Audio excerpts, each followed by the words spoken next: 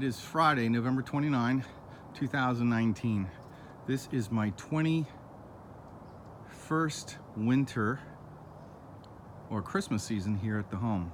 We've been here just over 20 years, and I have erected my Christmas tree every year except for two, when we were building the driveway. Now, I store our Christmas pole. This is a 60-foot pole. You can see the stakes and the pads behind this wall all the way to the well, beyond the bucket. I store it behind this wall every year.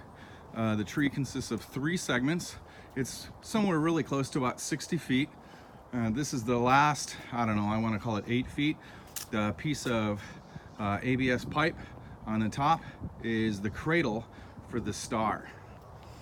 So I thought maybe I would do a little bit of video documentation this time for the very first time, and kind of show how I actually build this tree now. It's a little bit different than the first few rounds.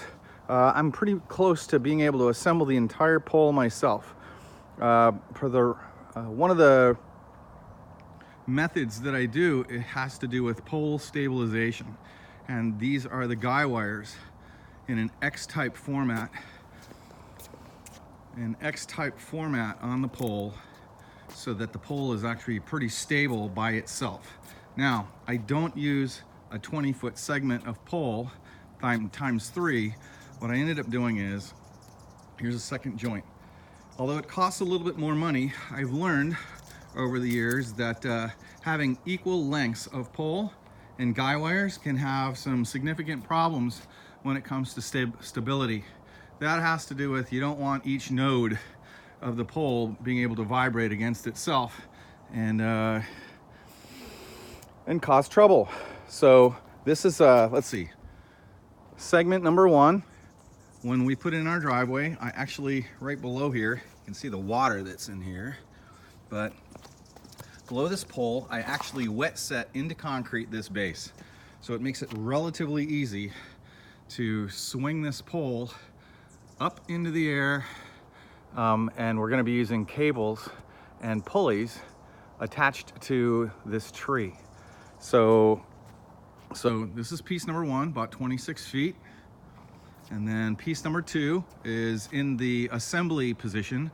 What I've done is I've put the chair about 1/3 of the way in.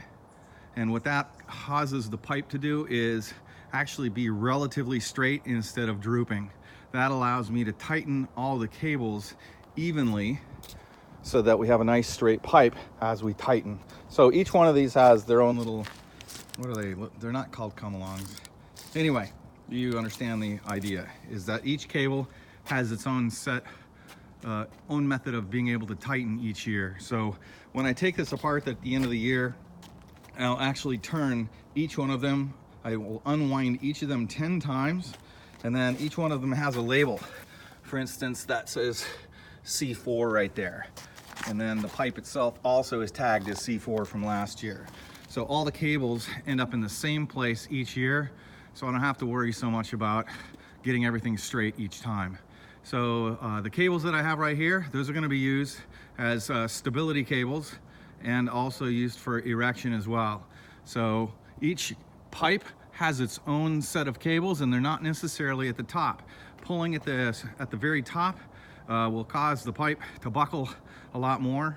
So I've ended up, these are all the little points that I've learned along the way. So I just thought I would do this. This is step 1 of many. So the next